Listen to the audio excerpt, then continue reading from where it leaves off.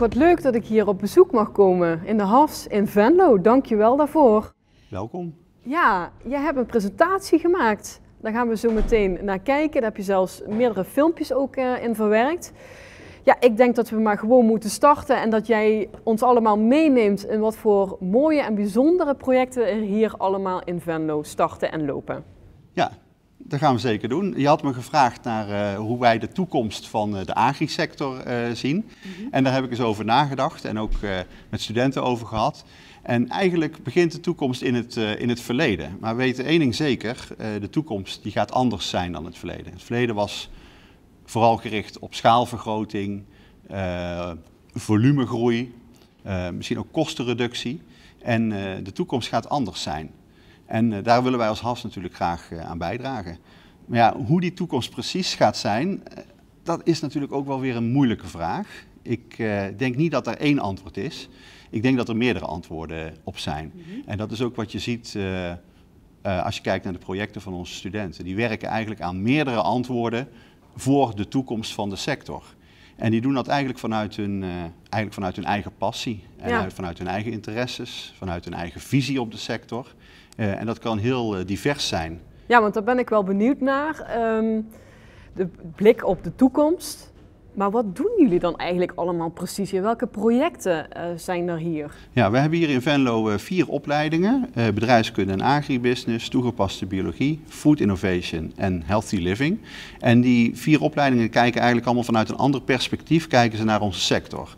Bedrijfskunde en agribusiness is vooral bezig met de bedrijfskundige kant van ondernemen, kansen creëren, kosten reduceren, opbrengsten maximaliseren. En een bioloog bijvoorbeeld, die kijkt veel meer naar een plantje of naar een dier. En hoe kunnen we vanuit dat dier de productiviteit vergroten of het diergedrag beïnvloeden, zodanig dat we beter vlees krijgen of meer melk of dat soort aspecten. Dus dat is een totale andere insteek. Ja. Een food innovator bijvoorbeeld, die houdt zich bezig met nieuwe concepten, merken. Er wordt veel over nagedacht van, moeten we niet gaan werken met streekproducten en dan met keurmerken, of moeten we onze producten niet anders branden, zodanig dat consumenten daar meerwaarde van ervaren. Dus iedere student op de HAS vanuit zijn eigen opleiding kiest een ander perspectief. Ja, en volgens mij kan het alle kanten opschieten. Je hebt het al laten zien aan de hand van het plaatje ook, hè? Dus van gezondheid tot echt het ondernemerschap. Als we nou even inzoomen op dat stukje ondernemerschap, kun jij nou een voorbeeld geven van een praktische samenwerking met een ondernemer? Oh, ontzettend veel. Eigenlijk beginnen we daar al mee vanaf de eerste dag van elke opleiding. Hè. Dus jaar 1, dag 1 gaan studenten al werken met ondernemers. Dan zie je dat studenten onderzoek doen, bijvoorbeeld bij de opleiding Food Innovation gaan ze aan de slag met bedrijven die nieuwe concepten in de markt willen zetten. Zo hebben we bijvoorbeeld met Livar gewerkt, van hoe kan Livar is natuurlijk al een merk, een vleesmerk, hoe kan die zijn assortiment uitbreiden, op welke manieren kan die nog unieke nieuwe producten in de markt zetten. Maar zo werken we bijvoorbeeld ook met aardappeltelers of we gaan bezig met insecten. Dat is heel erg vernieuwend natuurlijk, maar ja, dat zijn allerlei verschillende projecten. Vanaf dag 1 tot en met eigenlijk de laatste dag van een opleiding zijn studenten bezig met bedrijven, werken ze aan echte projecten. Ik ben eigenlijk wel heel benieuwd wat de studenten hier dan allemaal doen. Nou, leuk dat je het vraagt. Ik heb afgelopen week een aantal filmpjes opgenomen en ik wil graag naar een van die filmpjes gaan kijken. Het is een filmpje met Lilian van Rijn.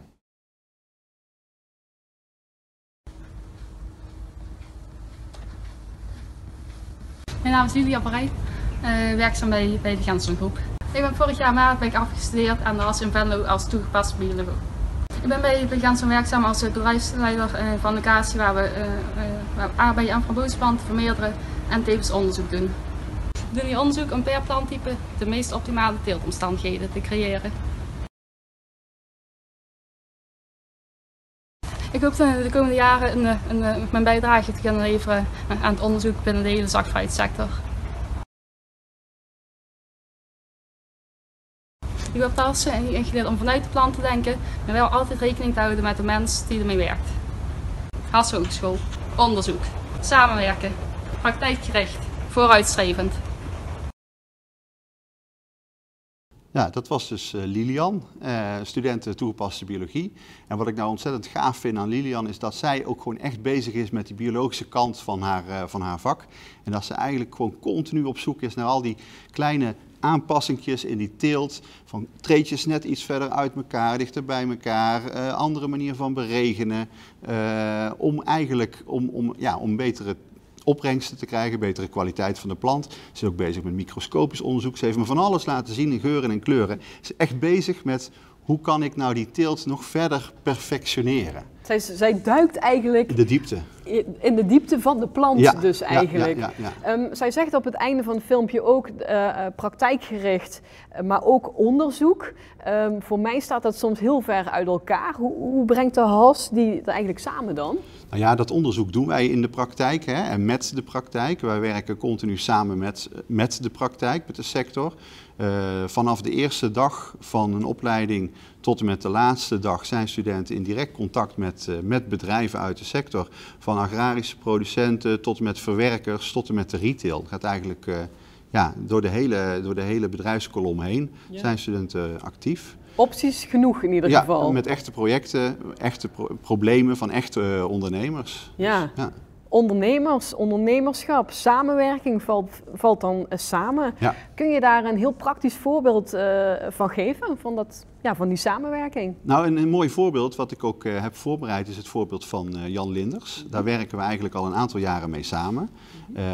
Dat is eigenlijk gekomen vanuit de roep, vanuit de sector, vanuit agrarische bedrijven die zeggen van ja, wij vinden het zo lastig samenwerken met retailers, want we hebben het idee dat ze eigenlijk ons alleen maar gebruiken en ze pakken onze marges af en zo. Tegelijkertijd vinden we het ook wel heel spannend en zijn we heel erg nieuwsgierig naar wat het ons kan opleveren. Ja. Dus wij zijn het gesprek aangegaan met Jan Linders, ook omdat zij zich natuurlijk richten op onze regio en is gevraagd van goh, kunnen we samenwerken? En nou, dat doen ze nou al een aantal jaren. Wij brengen daar studenten Food Innovation en studenten bedrijfskunde en agribusiness bij elkaar en laten ze dus samen met een agrarisch bedrijf nieuwe concepten ontwikkelen voor Jan Linders. Nou, en dat resulteert dus in concrete concepten die we dan ook heel leuk tot leven brengen in de vorm van een folder. Vol met producten, nieuwe producten uit de regio met meerwaarde voor de consument, voor die agrarische ondernemer en voor Jan Linders. Superleuk om te doen. Ja, dat kan ik me voorstellen. Vooral die combinatie van verschillende disciplines wat dan eigenlijk samenkomen. Ja. Hè? Maar met wel een hele duidelijke stip op de horizon, denk ik. Wat is die stip op de horizon eigenlijk?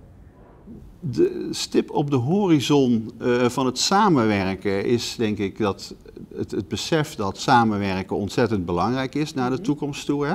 Als je meerdere ondernemers bij elkaar zet aan tafel of verschillende partijen uit de keten, krijg je ook interessante kruisbestuiving en daar ontstaat vernieuwing en zo werk je ook aan de toekomst. Ja, precies. En dan hebben we het eigenlijk wel weer rond. Maar jij hebt nog iemand aan het woord gelaten die daar hele interessante inzichten over heeft. Erik. Ja. Erik, ja. Erik Rasing. Laten we kijken naar het filmpje van Erik. Ja.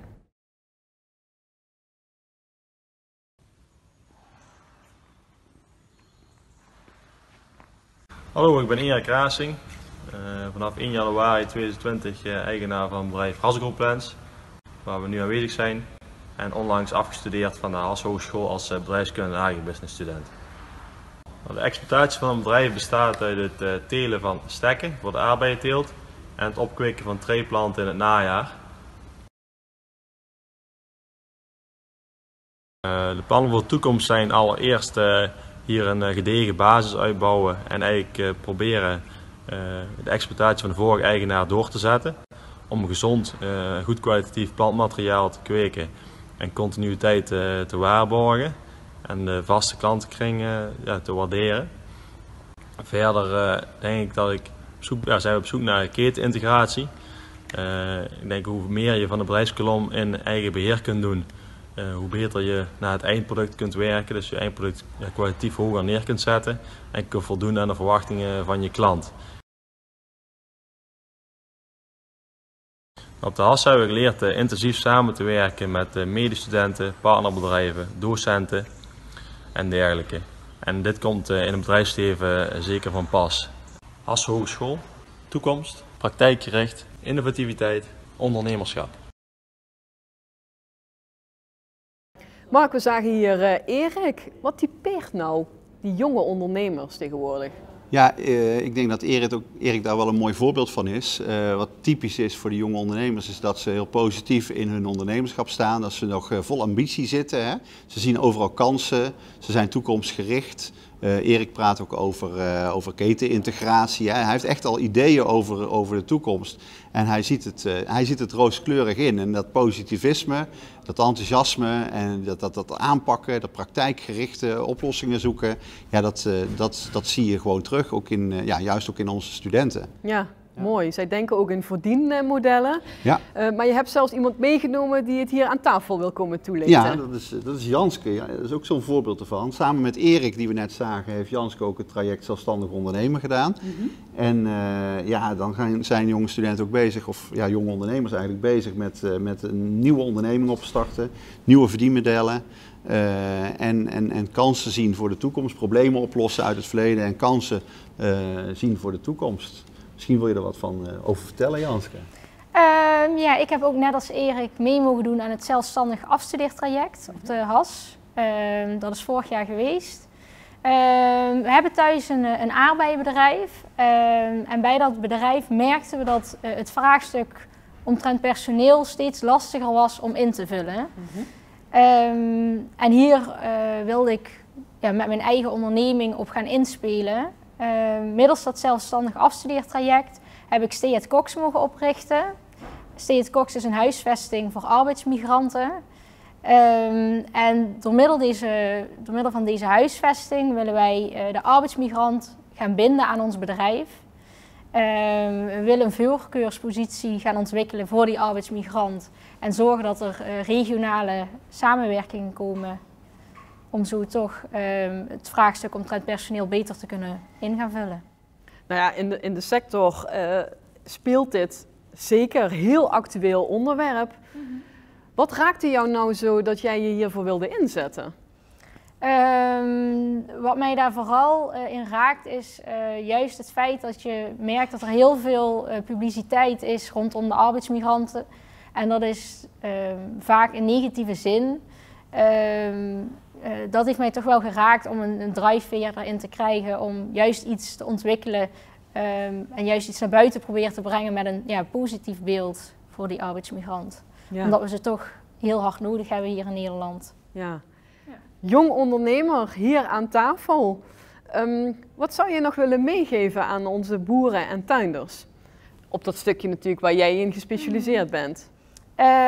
Wat ik mee zou willen geven is dat het heel belangrijk is om iets vanuit het oogpunt van een arbeidsmigrant in te zien. Om goed te kijken naar waar de behoeftes liggen en om daarop in te spelen. En dan niet alleen het in praktische zin bekijken, maar ook hoe je het daadwerkelijk wil gaan doen. Ja. Hartstikke mooi, dankjewel voor jouw toelichting. Mark, dan wil ik nog heel graag even terug naar jou. We gaan dit interview afsluiten, maar misschien heb jij nog wel een oproep aan onze achterban. En als je die wilt toelichten, mag je je zelfs richten in de camera. Jazeker. Ja, we hadden het net over samenwerken en ik zou eigenlijk iedereen, alle leden van de LLTB, willen oproepen van zoek ons op. Hè. Er gebeuren fantastisch gave dingen op de HAS. En wij zouden het ontzettend gaaf vinden om met jullie samen te werken. Oplossingen te vinden voor problemen, de toekomst samen te creëren met de jonge mensen zoals Janske die de toekomst ook hebben voor onze sector. Dus voel je uitgenodigd en neem contact met ons op en laten we het gesprek aangaan. Nou, heldere en mooie boodschap. Mark, dankjewel voor dit interview. En jij ook, Janske, en heel veel succes met jouw ondernemerschap. Dankjewel.